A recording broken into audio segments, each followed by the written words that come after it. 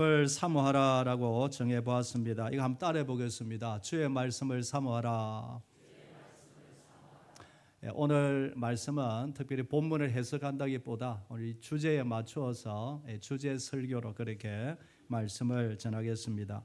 여러분 실천 목표가 있는데 이 실천 목표는 우리가 이렇게 여러 번 읽을 기회가 잘 없습니다. 그래서 우리 한번 다 같이 한번 읽어보도록 하겠습니다. 1. 모든 성도들과 자녀들이 매일 성경을 통독한다. 1년 1독. 2. 모든 구역이 매주 동일한 말씀을 묵상하며 삶을 나눈다. 3. 성경 말씀을 통해 예수 그리스도를 읽고 품고 닮아간다. 이런 목표로 특별히 1독, 1년 1독 성경을 한번 일독하는 데 도전해보자.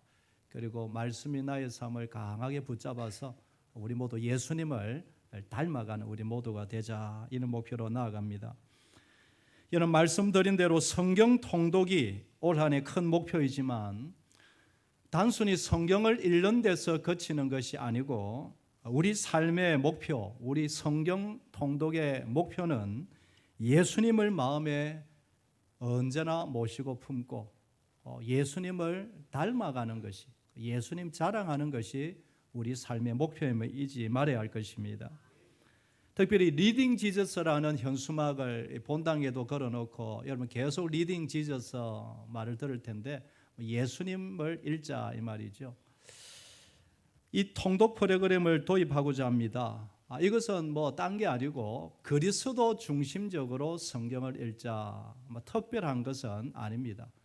그러니까 창세기부터 요한계시록까지 성경 전체를 예수 그리스도께서 하나님을 구속 역사, 예수 그리스도를 통한 이 구속 역사가 창세기부터 요한계시록까지 어떻게 이 1400년, 수천 년 동안 이어져 내려왔는가, 이것을 보자라는 것입니다. 그래서 1월달 지나고 설 연휴가 지나고 2월 초부터 저희들이 45주간 통독을 진행하려고 합니다. 창세기부터 시작하면 성경 통독표도 좀 이따 나눠드릴 텐데 매일 작게는 넉 장, 5장, 또 많게는 6장 이상씩 매일 읽어가야 합니다. 그러니까 최소한 20분, 30분은 읽는데 매일 시간을 할애해야 된다라는 것이죠. 직장인들은 아마 시간이 바쁘고 빠듯할 수도 있겠지만 그러나 짬짬이 시간을 내어 한번 모두가 여기에 1년 1독에 도전을 해보기를 권면합니다. 성경 통독을 잘할 수 있도록 돕기 위해서 저희들이 몇 가지 제공을 합니다. 이번 주에 읽어야 될 내용이 어떤 내용인지 요약을 해서 영상으로 저희들이 보내드립니다. 그러면 카톡이 있는 분은 쉽게 이런 내용이구나, 그걸 듣고 이제 성경 통독하는 거죠. 우리 카톡이 안 되는 어른들은 저희들이 어떻게 할까 방법을 한번 모색해 보도록 하겠습니다. 그리고 오디오 바이블 매일 읽을, 그리고 한 주 분량 매일 읽을 오디오를 저희들이 그것을 카톡으로 드리면 여러분이 차 안에서도 또 일터에서도 짬짬이 언제든지 들을 수 있도록 그렇게 하겠습니다. 그리고 매일마다 1장부터 창세기 5장까지 만약에 오늘 읽는다고 하면 그 5장 중에서 핵심 장이 뭔지 그것을 요약해서 그것도 매일 한 주치 분량을 그렇게 제공하도록 하겠습니다. 그러니까 성경을 직접 읽으면서 또 시간이 안 되면 오디오를 틀어놓고 오디오를 들으면서 그리고 매일 요약장을 한번 읽으면서 이렇게 성경 통독에 도전하는 것입니다. 시간이 바쁘더라도 우리 모두가 한번 진짜 참여하기를 권면하고 부탁을 드립니다. 조금 뒤처진다 해도 또 다시 시작하고, 이번 주에 너무 바빠서 모르면 다음 주부터 또 시작하고 또 시작해서 한 사람도 포기하는 일이 없었으면 좋겠습니다. 그리고 주일 설교도 올 한 해는 물론 내년에도 이어질 수 있겠지만 통독 스케줄에 따라서 진행표에 따라서 설교도 거기에 맞추어서 제가 설교를 하려고 합니다. 그리고 구역 모임이 되면 이 2월 달부터 구역 모임이 시작되면 지난주 읽었던 그 통독 내용, 또 설교 내용 동일한 부분이니까 그것을 통해서 서로 구역의 삶을 나누고 은혜를 나눈 시간을 가질 것입니다. 그리고 또 중간중간에 두세 달에 한 번씩 한 주를 쉬겠습니다. 그래서 그때는 이때까지 못 읽었던 부분 보충하는 통독 보충 주간도 중간중간에 가질 계획입니다. 그럼 제가 지금 무슨 말씀을 드립니까? 핑계치 못한다 이 말이죠. 모두가 한번 참여해보자. 조금 며칠 못 읽었다고 또 시작하고 또 시작하고 또 시작해서 결국 포기하지 않으면 일독할 줄 믿습니다. 한번 따라하겠습니다. 포기하지 말자. 제가 목표를 세워봅니다. 처음에는 한 50% 우리 어른들 한 반이 일독했으면 좋겠다. 이 50%도 대단한 거죠. 근데 조금 높였습니다. 70%로 높였습니다.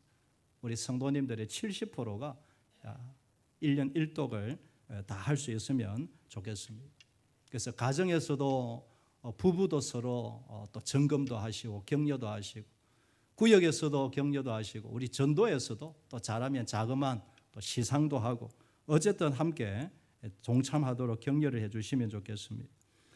6월 달과 11월 달에 1년에 한 2차례 정도는 성경 퀴즈 대회를 하고자 합니다.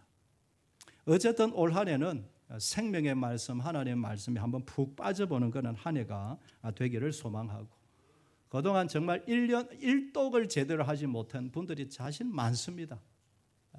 손들어 보시라 말은 안 들으겠지만 1년 1독을 못한 분들이 의외로 많아요.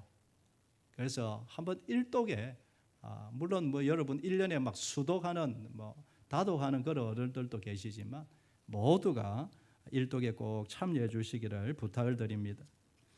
특별히 오늘부터 3주간 주일 오후 예배는 오늘부터는 구약 구속사적인 성경 읽기가 뭔지 그리스도 중심적 성경 읽기가 뭔지 제가 한 3주 정도 오후에 그렇게 설명을 좀 드려서 도움이 되도록 하겠습니다. 그리고 1월 마지막 주 26일 주일과 2월 첫 주 주일에는 고신대의 송영목 교수님이 이 구속사적인 분야의 전공이십니다. 그래서 그분을 모셔서 한 2주 정도 오후에 그렇게 강의를 듣고 2월 달부터 통독에 시작하고자 합니다. 어쨌든 올 한 해는 모두가 이 말씀에 한번 붕덩 빠져보자. 은혜의 생명의 말씀에 모두가 한번 빠져서 은혜를 누리는 한 해 그렇게 되기를 다시 한번 주의 이름으로 축복합니다. 종교개혁 이야기를 말씀을 드리려고 합니다. 1517년에 일어난 종교개혁, 그 개혁이 일어나기 전까지 중세 청년을 영적인 암흑기라 그렇게 부릅니다. 루터와 칼빈이 일어나서 영적인 개혁 새바람을 일으키기 전까지는 너무너무 어두운 시대였습니다. 그래서 중세 청년을 우리 개혁주의는 교회라고 인정하지 않습니다. 참교회는 숨어 있었다고 보는 것이죠. 교회라고 말은 하지만 인본주의, 교황주의가 가득 차 있었습니다. 사람이 칭송과 영광을 독차지하는 영적인 암흑기 시대였습니다. 가장 안타까운 것은 하나님을 믿는다고 말하지만 성경이 뭔지, 내용이 뭔지 모르고 믿었던 시대였습니다. 교황의 말이 곧 하나님의 말씀으로 믿었던 시대였죠. 바른 진리가 뭔지, 하나님은 어떤 분인지, 도대체 우리가 어떻게 지금 나아가고 있는지 무지한 채 하나님을 믿었던 시대입니다. 그 대표적인 사례가 면죄부 판매이지요. 면죄부. 이 정서를 사면 죄사함 받는다. 이 정서를 사면 천국 간다. 이 엉터리를 가르쳐도 무지한 사람들은 그대로 그것을 믿고 돈을 주고 그것을 샀습니다. 그 엉터리 같은 일이 700년이나 계속이 되었습니다. 교황 무엄설, 성모 마리아 무엄설, 성천설 같은 것도 앞에서 지도자가 말하니 그대로 믿었습니다. 성경을 모르는 무지에서 나온 것이지. 지금도 마찬가지입니다. 성경과 교리에 무지하면 지금도 그와 똑같은 천년전과 똑같은 일이 일어날 수도 있다라는 것이. 이런 교황주의 엉터리 신학과 신앙을 비판하고 성경의 본질로 돌아가고자 생명 걸고 일어난 운동이 바로 종교개혁입니다.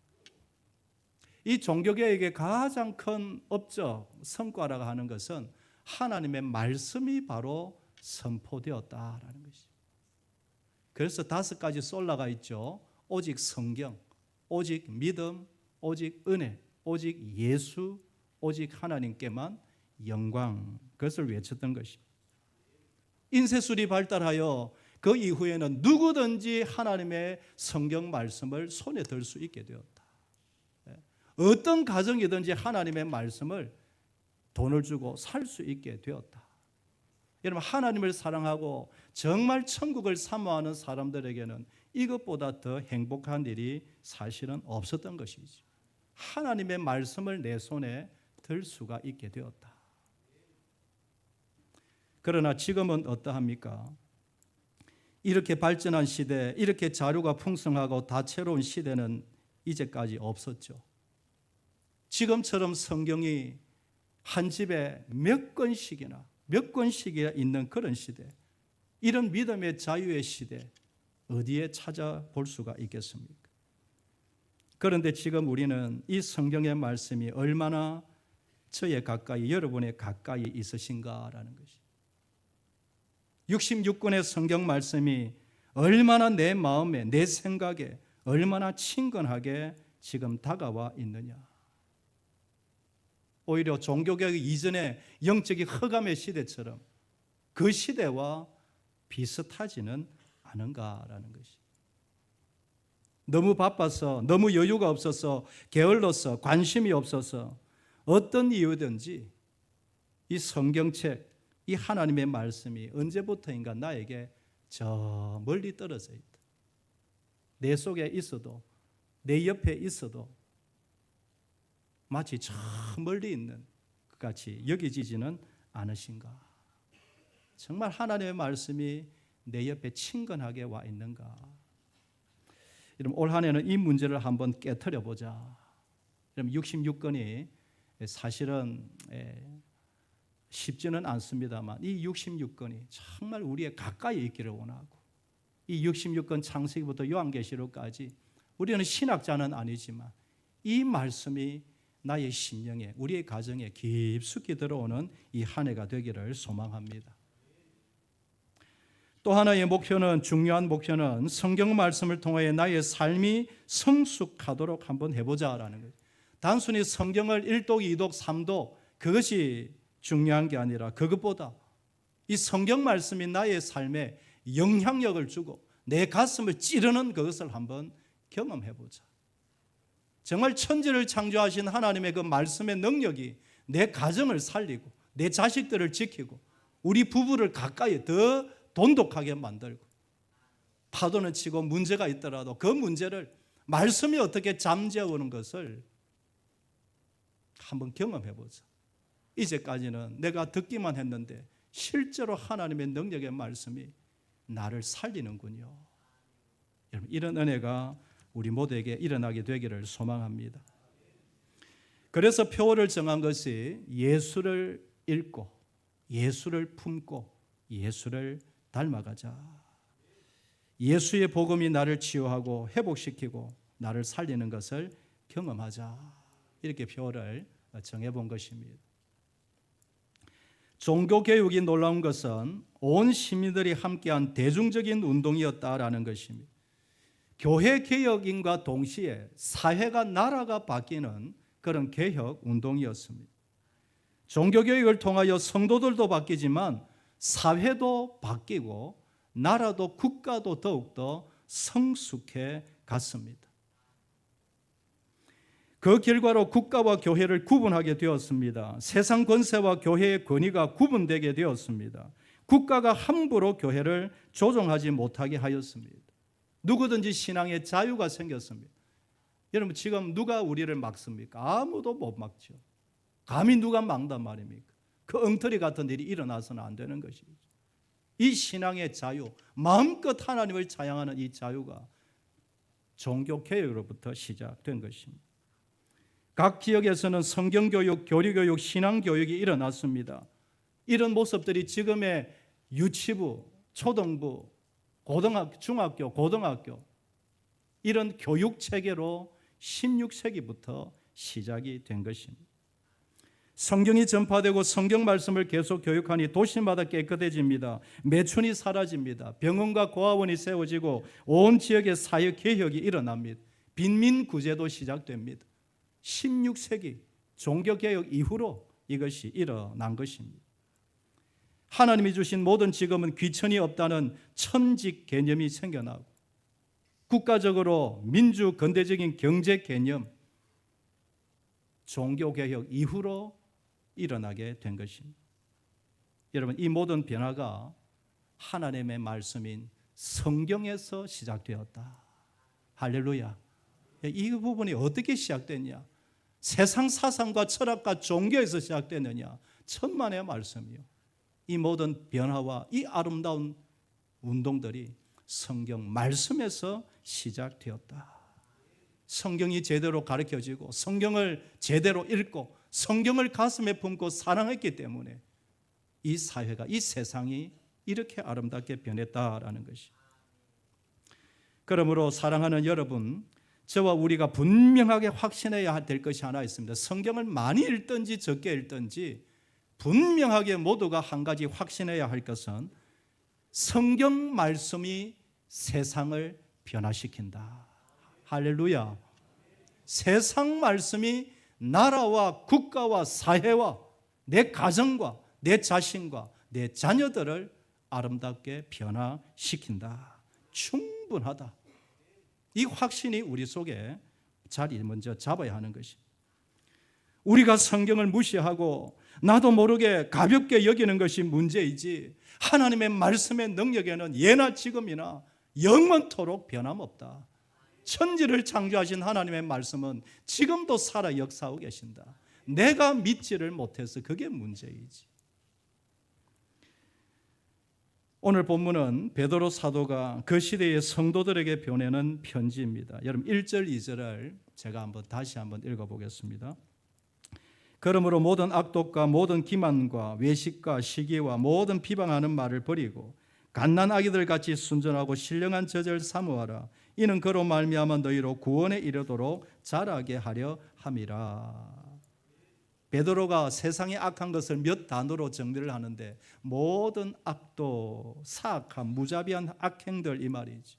모든 기만, 속이는 것, 덫, 올가미, 모든 시기, 외식, 모든 비방, 이 세상의 악한 것들이 교회로 침범해 오니 성도들이여 이것 버려라, 버려라. 그러면서 어떻게 하면 옛날의 섭성과 세상적인 악한 마음들을 버릴 수가 있는가? 이어서 주시는 말씀이 그 비결은 신령한 젖을 사모하는 것이다. 하나님의 생명의 말씀을 사모하는 것이다. 그러면 히브리인들은 어린아이가 어머니의 젖을 먹고 자라나듯이 생명의 양식을 먹어야 성도는 자라난다. 이 생명의 양식을 사모하고 먹고 마시는 것 외에는 세상 악한 것을 이길 방법이 없다라는 것입니다. 말씀을 먹고 기도하는 것 외에는 세상의 문제, 이런저런 파도, 악한 사탄의 유혹들 이길 다른 무기가 없다라는 말씀인 것입니다. 그러니 이 놀라운 생명의 말씀을 사모하라. 여러분, 우리가 이 한 해 다시 한 번 더 이 말씀으로 더욱더 깊이 들어가는 한 해가 되기를 소망합니다. 그러면 우리가 왜 날마다 하나님의 말씀을 먹고 묵상해야 하는가? 앞에서 살폈지만 두 가지로 간단하게 다시 정리해 보도록 하겠습니다. 첫째로는 성경은 우리의 영혼을 구원하기에 충분하기 때문입니다. 우리의 심령을 아름답고 평안하고 강하게 만들기에 충분하기 때문입니다. 갓난 아기들 같이 순전하고 신령한 젖을 사모하라. 이는 그로 말미암아 너희로 구원에 이르도록 자라게 하려 함이라. 구원에 이르게 한다. 이미 구원받았지만 완성시킨다 이 말이지. 디모데후서에서는 성경은 능히 너로 하여금 그리스도 예수 안에 있는 믿음으로 말미암아 구원에 이르는 지혜가 있느니라. 하나님의 말씀은 우리의 영혼을 살리고 치유하고 구원하기에 충분한 줄 믿습니다. 심령의 평안과 영혼의 안식을 얻기 위해서 다른 것에 관심 기울이지 마라. 하나님의 말씀에 빠져보라. 때때로 여행이 필요합니다. 때때로 오락이 필요합니다. 때때로 여러 가지 즐거움이 필요합니다. 그것이 우리의 영혼을 책임지지 못한다. 필요하지만 그것 이후에 더 갈증만 날 뿐이다. 정말 우리의 심령의 평안과 안식과 우리의 심령에 세상이 변하여도 흔들리지 않는 믿음 일어나기 위해서는 생명의 말씀 외에 무엇이 있느냐라는 것이. 하나님의 말씀은 우리의 영혼을 살리고 우리의 영혼을 살찌우며 구원에 이르기에 충분하다. 이 믿음이 우리의 믿음 되기를 소망합니다.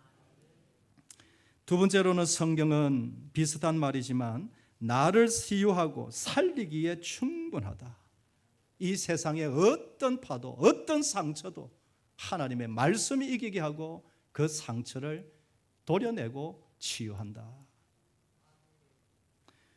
오늘 본문에서 베드로는 세상의 모든 악함을 이기기 위한 최선의 방법으로 하나님의 말씀을 사모하라. 세상의 모든 악곡과 모든 악함과 숨어있는 악한 흉악한 자를 어떻게 이길 수 있겠느냐? 하나님의 말씀 외에는 없다라는 것이. 여러분, 비행기 사고 참 말하기도 참 그 사건들이, 그 가족의 아픔들이 계속 나오지 않습니까? 참 사건 하나하나 보면 한 가정 보면 눈물이 안 날 수 없지.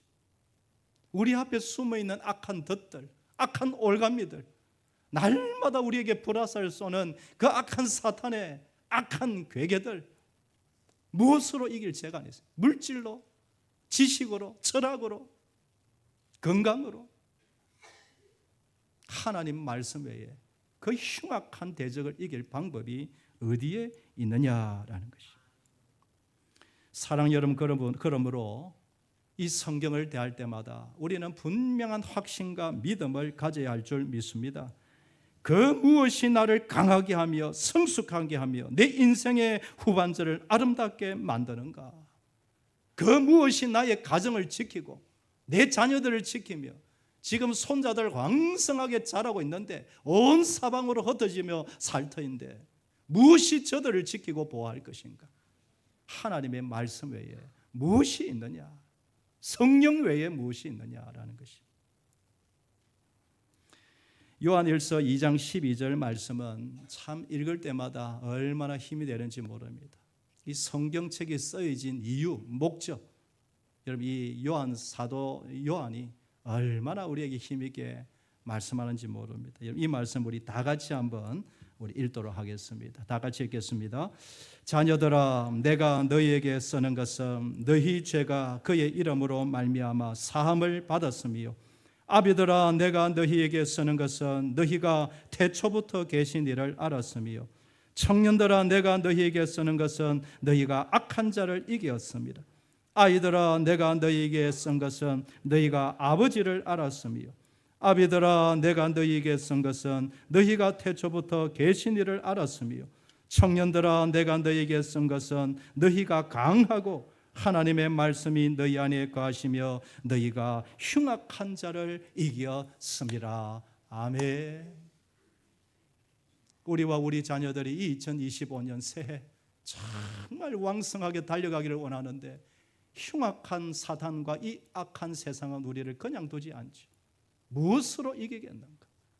내 가정을 무엇으로 지키며 우리 부부 사이가 점점 멀어지는 것이 아니라 무엇이 우리를 돈독하게 만들며 우리의 손자들의 앞길을 강하게 지켜주겠느냐? 하나님의 말씀인 줄 믿는다, 이것입니다. 내 자신의 약함과 마음의 질병과 모든 상처를 무엇으로 이기겠는가? 내 인생의 남은 후반절 무엇의 보험을 들 것인가? 무엇의 보험을 들고 믿고 맡기고 살 수 있겠느냐? 수시로 일어나는 세상 풍파, 우리 가정에 일어나고 있는 모든 문제, 무엇으로 이기며 다스리겠는가? 말씀과 성령인 줄 믿습니다. 하나님의 말씀 사모하는 것, 그 말씀 의지하여 기도하는 것 외에 없다. 이 분명한 고백이 새해를 출발한 저와 여러분의 분명한 고백이 되기를 소망합니다. 말씀을 정리합니다. 올 2025년 새해가 이제 막 시작이 되었습니다. 하나님 말씀과 성령과 이 한 해를 힘있게 살아가기를 원합니다.